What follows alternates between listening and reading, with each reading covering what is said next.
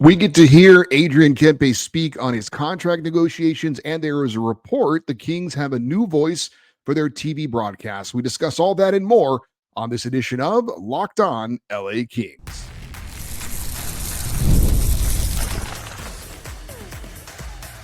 You are Locked On Kings, your daily podcast on the Los Angeles Kings, part of the Locked On Podcast Network, your team every day.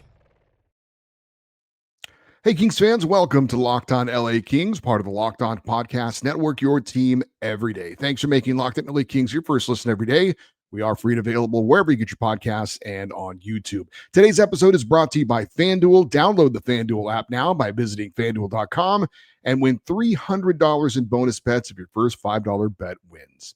I'm Eddie Garcia, your host of Locked On LA Kings. I've worked in sports media for the past 30 years.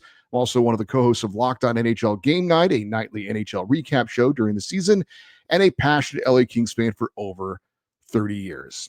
Well, as part of the NHLPA Player Media Tour, LA Kings star winger Adrian Kempe did a sit-down interview with SiriusXM NHL satellite radio.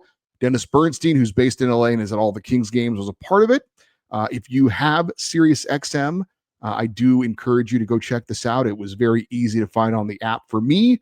It is also different to hear how someone responds to a question rather than just read what their responses are. So I think there is value in that if you can check it out. If you don't have SiriusXM NHL Network Radio, I will give you a recap of the interview and do some quotes from it on today's show.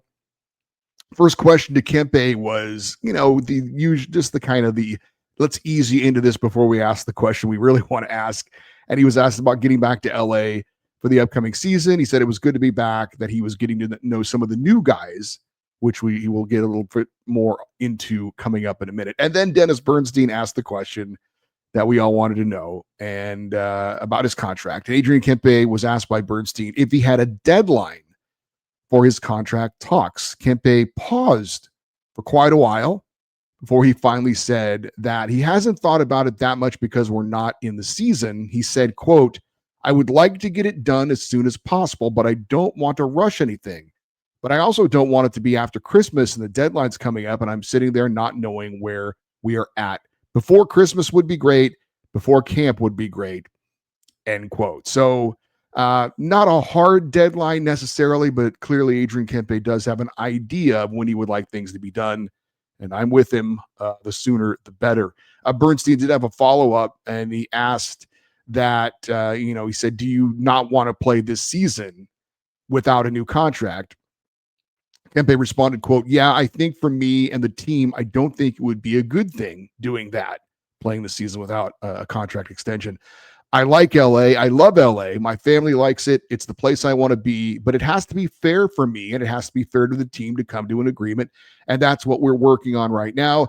It's been a busy couple of weeks. I said I wasn't in a rush because we did have a lot of moves in the summer and we have a new GM and there were a lot of pieces coming into place. And I felt like that was more important.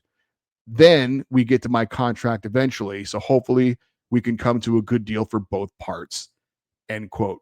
I thought that was a very mature answer by Adrian Kempe, that he felt, everybody feels like they should be the most important thing. And clearly he is a very important player for the LA Kings. But I thought it was very mature of him to say, hey, we've got a new GM.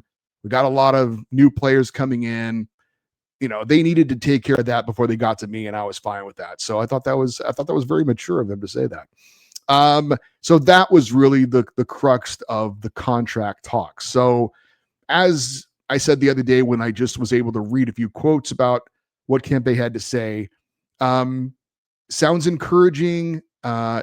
Hearing his voice again, I believe he was sincere about, feeling like it doesn't have to be something that's done immediately, but he would like it to be done sooner rather than later. But he seemed to feel, I think, comfortable in where they are right now. And I think that is an encouraging thing. But as he said, would like something done before Christmas. So we'll see how that goes along if something isn't finalized by the start of the season. There were some other topics that Kempe was asked about. He was asked about the team coming up short in the playoffs again against the Oilers. He said he thought this year was the closest year that they actually felt like they were the better team. Talked about winning one of those games in Edmonton, going up 3-1, that it's a different series. He also added, though, that the goal is not just to get past the first round or beat Edmonton, echoing what we've heard Luc Robitaille say, in that the goal is to make a deep playoff run, not just to win one round. He was also asked about this being possibly the final season for his line mate, Kings captain Anze Kopitar. He said that Kopitar has done a lot of things for him personally and for the organization. He says he's one of, if not the best player the Kings have ever had. Talked about how much he's meant to him personally, how much he loved playing with him, learning from him. Said he's the best leader you could ask for. And he said, we'll see how the season goes. We saw what he did last year, and I think if you can play at that level, why retire? Kempe was asked what he thought about when he first heard Corey Perry was an LA King. He said he had lots of thoughts, and he said, damn, that's crazy, was probably the first thing he thought. He said not just the last 4 years, but also him being somebody that has been kind of a thorn in the side of the Kings when he was with the Ducks as well. But he said that Perry was an awesome guy, that he's the type of player that the Kings needed, his experience, good guy to have on the team, says he can play in the top 9, bottom 9, and affect the team wherever he plays. Kempe was asked if he sets goals before the season in terms of trying to hit certain numbers. And he said he doesn't try to think too far ahead, because he said when you do that, you start to focus. You don't focus on the present. He said he tries to focus on just the one game at a time, and he'll worry about tomorrow. He says once the game's done, then you leave it behind and you move on to the next one. He says with how long the season is, you can't get hung up on one game, which is it's certainly a veteran thing. I mean, you learn that as a professional, that there's so many games, and you just you can't, if you have success or failure from the game before, it's not really something you take with you to the next game. It's like the next game is its own different thing. And so in that way, if you are, in some kind of a slump, it doesn't kind of snowball and affect, the whole season. He was asked about his summer vacation. Kempe said that his daughter, who was born in April, was the main focus of his off season, that he was back in Sweden for a couple of months, hanging out with friends and family with the new baby. Said he did take 3 weeks off, completely off, not doing any working out or anything. And then he slowly started to skate again and work on some small details. But he said it was a great summer for him. Not surprisingly, he said he was very much looking forward to playing in his first ever Olympics for his native Sweden, coming up early next year. And he was asked kind of a funny question: which teammates plan the team dinners and who's always late? He said that Darcy Kemper and Joel Edmondson usually plan the dinners, and he says that Trevor Moore is always late. He said, when I'm getting a ride to the game, I'm waiting in the driveway for the person to pick me up. He says when he's picking up Trevor Moore, he's always waiting in the driveway for like 10 to 15 minutes before he finally comes out. And he was asked about his tattoos, asked how many he had. He said he didn't know. He said his first one was when he was 17. He had to ask his mom if he could get it. And he said that they're addicting. I've heard that about tattoos. I don't have any.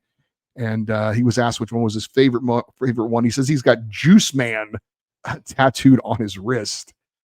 So I guess that was his favorite one. So, good to hear some quotes from Adrian Kempe. Good to hear that he seemed to be in pretty good spirits about everything that's going on. I thought it was very interesting that the Kings asked him to be the team's representative at these meetings. So clearly that's just another nod to what the organization feels about him, as far as, him getting also some more exposure, because as I mentioned before, he's probably one of the more underrated forwards in the NHL. So for him to be able to get some mic time, some camera time, to represent the Kings and just kind of get his face and his voice out there as well during this NHL event, I thought was pretty cool for him and pretty cool for the Kings. But like I said, I have been optimistic. It may not seem like it with some of the shows I've done, but I have been optimistic that this is going to get done. I got to believe it's going to get done before the season starts. Like I said, it just makes too much sense for it not to be. So I think things are in a pretty good place. But also, again, good to hear from Adrian Kempe and to see exactly how he feels about what's going on with his contract. All right, the LA Kings reportedly have their next TV voice, and it's somebody that's very impressive. We will talk about that next here on Locked In LA Kings, your team every day. You ever check your bank account and wonder, where did all my money go? Between dining out, online shopping, and entertainment, it's easy to lose track. That's where Monarch Money comes in. It is your personal CFO, giving you full visibility and control over your finances. Monarch Money isn't just a budgeting app, it's a complete financial command center. You can track all your accounts, investments, and spending in one place. So you stop just managing your money and you start building wealth. Instead of juggling multiple apps, you can use Monarch to check your finances, track spending, and even plan long-term goals. Managing money with your partner is smoother than ever. You can track shared or personal accounts, set goals, and stay on the same page without the stress. Take control of your finances with Monarch Money. Use the code LOCKEDONNHL at monarchmoney.com. You'll get 50% off your first year. That's monarchmoney.com, code LOCKEDONNHL for half off your first year. We talked on a recent show about three big things as Kings fans we were all kind of waiting on. Number one, clearly, is a resolution to the Adrian Kempe contract situation. I thought the third thing, and maybe this is just me being the jersey nerd, but waiting to find out if their Kings are going to have a third or an alternate jersey this year. They will, but we still don't know what it looks like yet. And the other thing was, the second thing was, who's going to be calling games for the Kings this season on TV following the retirement of Nick Nixon? Well, we got news from Kings insider Zach Dooley, kingsinsider.com recently. The Kings were planning on having one radio play-by-play broadcaster and a separate TV play-by-play broadcaster. And we speculated that Josh Schaefer, who has done some Kings games on TV and radio, was the voice of the Ontario Reign for a few seasons, up-and-coming voice in the business, that he was in the running to be the Kings broadcaster. However, the guys over at mayorsmanor.com posted on social media and their website that it looks like Josh Schaefer will be the radio voice of the Kings, with veteran sportscaster John Kelly signing on to be the TV play-by-play man. Now, if you're unfamiliar with John Kelly, he called St. Louis Blues games for the past 21 seasons before the team very surprisingly and very unpopularly let him go this offseason. He is part of a broadcasting legacy in St. Louis. His father, Dan, was the original voice of the St. Louis Blues. His father, Dan, is in the Hockey Hall of Fame. John went on to do some broadcasting, first for the Blues, but then he went to Tampa Bay, was in Colorado with the Avalanche, and called two of their Stanley Cup seasons before finally going back to St. Louis, and again, had been the voice of the Blues on TV for the past 21 years. We talked on a recent show where I praised the Kings getting rid of the simulcast. That's putting the TV broadcast on the radio. And I praised them for having a dedicated radio broadcaster and a dedicated TV broadcaster for this coming season. Well, apparently the St. Louis Blues are doing the reverse. They are doing the simulcast, and they've put the radio guys on TV, and they're just going to have the one broadcast. And I guess that made the voice of the Blues, John Kelly, expendable. There was a huge outcry in St. Louis. This was a very unpopular decision. Fans were very upset about it. Media people in St. Louis ripping the team. But the decision stood. And again, money, cost-cutting move. I think it's very cheap for teams to do this. But businesses, including teams, are always looking to cut costs and cut corners. And so the St. Louis Blues did that, and the casualty was their longtime voice, John Kelly. Now, these moves are very rare. I know that teams are kind of moving towards the simulcast thing, but when you have a very well-respected voice like John Kelly, again, 21 years as the voice of the team, and considering the family history he has with that team, I'm sure that added to the shock of him being out as the voice of the Blues, surprisingly and unfortunately for him. But looks like he's going to land on his feet again, according to a report, mayorsmanor.com. Kelly will be the TV voice of the Kings and join Jim Fox in the TV booth. Josh Schaefer expected to be the radio voice, and Daryl Evans likely will be his partner on the radio broadcast. Of course, Daryl did radio with Nick Nixon for many, many years. Now, if that is the case, I could also see Blake Bolden, maybe even Jarrett Stoll being down on the ice in between the benches for the TV reports, or they could go without that job. Carolyn Baith will likely be, down around the benches as well. So we'll have to see. But again, if that report is accurate, and I have no reason to believe it isn't, John Kelly is a very, very well-respected, would be a great addition to the Kings broadcast. And it makes sense, I would say, with Kelly coming in, again, very experienced broadcaster.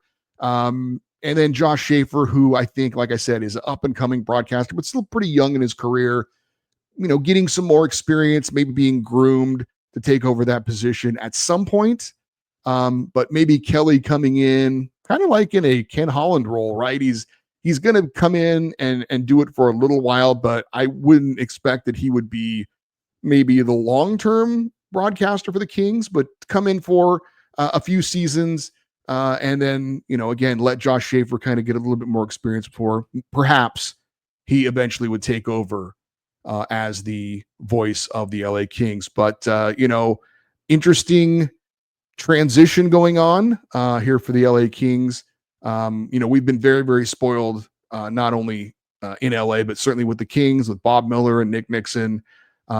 Eventually, maybe Josh Schaefer is the guy that can be that next voice for many, many years to come. But I'm not, if this is in fact going to happen, not surprised to see the Kings bring in someone with a little more seasoning, a little more experience, actually a lot more experience.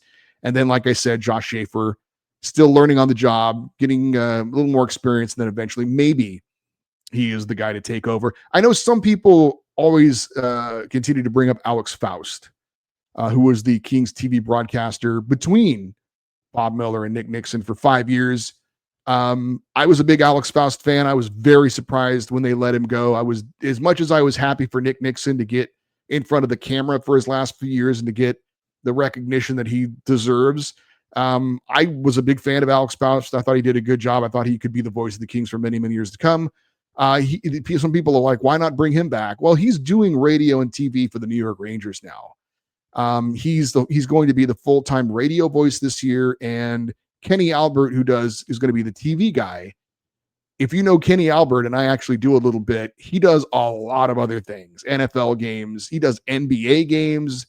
So he's a guy who he is, he'll be the voice of the Rangers on TV, taking over Sam Rosen, but he's also going to be someone you need to fill in for a lot. So Faust is going to get a lot of TV gigs as well for the New York Rangers. So Alex Faust, I got to believe, is very happy with where he is. I have no idea if he would be interested in returning to LA, but like I said, he's got a good job now in a major market with a big team like the New York Rangers. So I don't see him coming back to the LA Kings anytime soon. But again, as for John Kelly, if that is in fact the hire for the LA Kings, I think it's a very good, solid, a veteran broadcaster. It's a good hire by the LA Kings. I think he'll do a very good job for the Kings, and I think the Kings will be very lucky to have him calling their games this coming season. All right, we are on the verge of Kings rookie camp opening up. We'll give you a preview of that. That's next on Locked On LA Kings, your team every day. The NFL season is here, and FanDuel is making sure that you're ready for kickoff with a can't-miss offer right now. New customers can bet just $5, and if your bet wins, you'll get $300 in bonus bets to use across the app. I love using FanDuel because it fits however you want to bet. Player props, building a same-game parlay, or even jumping in live as the action unfolds. It makes every game more exciting, whether you're watching your team or just keeping an eye on your fantasy lineup. It is quick, easy, and the best way to add a little more energy to your Sunday or Thursday or Monday. So if you are ready to play, download the FanDuel app now by visiting FanDuel.com to get started. That's FanDuel.com to place your first $5 bet. All right, the LA Kings will be opening up rookie camp on Thursday out at the Toyota Sports Performance Center in El Segundo. Looking forward to getting out there and reporting on rookie camp in person. With all due respect to everyone taking part as the players are. I think there are three players that most people will be focusing on, and that they are Liam Greentree, Carter George, and Henry Brustevich. Now, Liam Greentree, the Kings' first-round pick from the season before last, seen as the Kings' top prospect. Now, he was not a full participant in Kings development camp back in June, coming off wrist surgery, did do some skating in development camp, but couldn't take part in the scrimmages. Well, it appears he has fully recovered from the wrist surgery. As a matter of fact, he was competing in a recent scrimmage with his OHL team in Saginaw and scored 4 goals. So I think the wrist is feeling okay. He is expected to be a full participant at rookie camp and in the Golden State Rookie Challenge that is coming up this Saturday and Sunday in Irvine.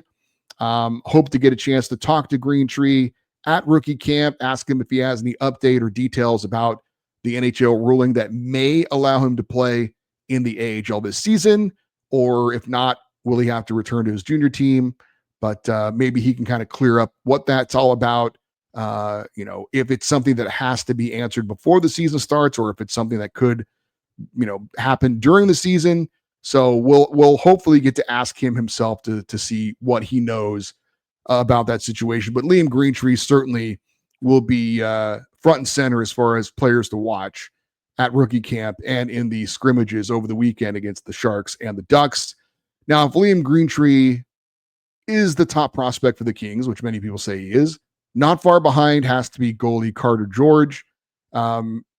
He was able to make his AHL debut at the end of last season after his OHL team was eliminated from the playoffs. And in his first pro game, he had a 33 save shutout, ended up going 2-0 in 2 starts with the Reign. He will be back with his junior team this upcoming season. And, George has some competition within the organization with college goalie Hampton Slukinski. Slukinski will not be at rookie camp because he's back in school at Western Michigan, who he helped lead to a national title last year. But either George or Slukinski expected to be the number 1 goalie for the LA Kings in the not too distant future.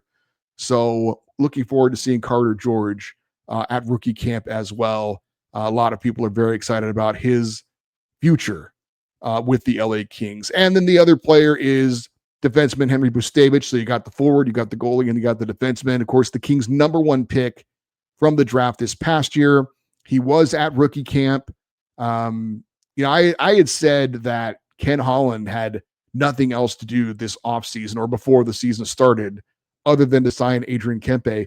And I was actually reminded by myself that is not entirely true. He has not signed the Kings' number 1 pick from this year's draft yet to his entry-level contract. So he still has that business to take care of as well. But I don't think it's anything to worry about at this point. If you look at the other first-round picks, only 12 of the 32 players selected in this year's first round have signed entry-level deals. At this point, that includes number 2 overall pick Michael Misa of the Sharks, which he signed earlier on Wednesday. Of the players drafted 20th or later, and that would include Henry Brustevich, only 1 of those players has been signed to their entry-level contract as of yet. So I don't think there's anything to worry about at all. He'll get signed at some point, but it was a reminder that, Ken Holland actually still needs to do that as well. So another bit of work for Ken Holland to do, but Adrian Kempe certainly is the priority when it comes to that. But we'll be excited to see all the rookies at rookie camp. Certainly Liam Greentree, hopefully again showing he's fully recovered from wrist surgery. Carter George in net should be leading the team, I would imagine, in both of their scrimmages against the Sharks and the Ducks over the weekend. And then, of course, defenseman Henry Brustevich, the number 1 pick for the Kings, just getting more work at this level and just another step in his development as one day, hopefully, he is playing for the LA Kings down the road. All right. For you everydayers, those of you listen to watch Locked On LA Kings every day, you've got your chance to chime in with your thoughts on our weekly fan feedback shows coming up at the end of the week. I would expect we'll get a few emails regarding what Adrien Kempe has had to say about his contract, maybe some thoughts on Dan Kelly, Dan Kelly was his father. John Kelly being the next voice of the LA Kings. If you have any thoughts on that, you can certainly feel free to send an email for the feedback show or anything else that you want to talk about. The email address is lockedoneddie@gmail.com, EDDIE. If you are watching on YouTube and you want to comment in the comment section on anything we've talked about, we'd love to have you do that. And we'd love you to stay interact with the show on social media, X, Twitter, Instagram, TikTok. We are at Locked On LA Kings. And if you were interested in some extra Kings content, shoot me an email at lakingsextra@gmail.com, and we will be happy to pass along that information to you. I'm Eddie Garcia. Thanks for listening and watching Locked On LA Kings, part of the Locked On Podcast Network, your team every day. Have a great rest of your day. We'll talk to you next time. And as always, go Kings, go.